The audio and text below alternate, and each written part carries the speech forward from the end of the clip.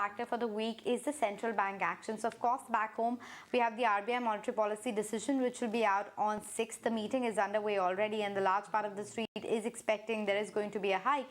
But then there's going to be rate decisions in Australia, Pakistan, Sri Lanka, Poland, New Zealand, Chile, etc. as well.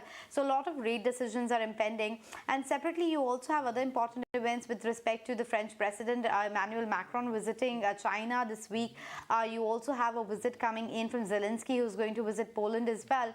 And then stock-specific action coming in from Britannia, PNB Housing, Vedanta, etc. But yes, top of the heap is the RBI policy decision. So let's go across to Harsh to understand what exactly is the street penciling in this time around. Hi, Harsh. Well, absolutely. You said it, 25 bips is largely the consensus on the street, and really that takes the repo from 4%, which was the case same time last year, to 6.75%. That's a steep hike in terms of the way the repo has moved over a period of just one financial year.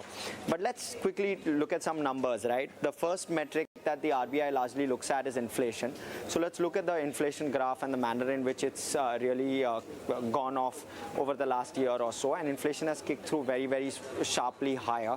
It was higher in the month of June, 7.1% in the month of June, and of that it's come off slightly lower. It's currently at around 6.5% where we currently stand at. In fact, inflation went up and in fact came lower at the end of the last calendar year before it spiked back up.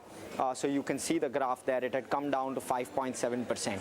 Let's quickly take it to the larger inflation picture going forward. The RBI estimates that inflation will be below 6% in FY24, so that's a positive. But the manner in which that is to happen is, of course, still in question. And what they also expect is 5.7% in Q4. So whether there's a revision to that is something that we will have to keep our eyes out on. And of course, then spillover on the FY24 revision as well. And that will, of course, drive rates going forward. So any commentary around that will also help. The other piece that's, of course, the main piece is the growth.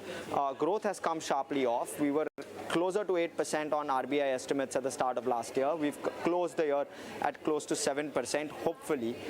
And we're expecting FY24, rather RBI is expecting FY24 at 6.4%.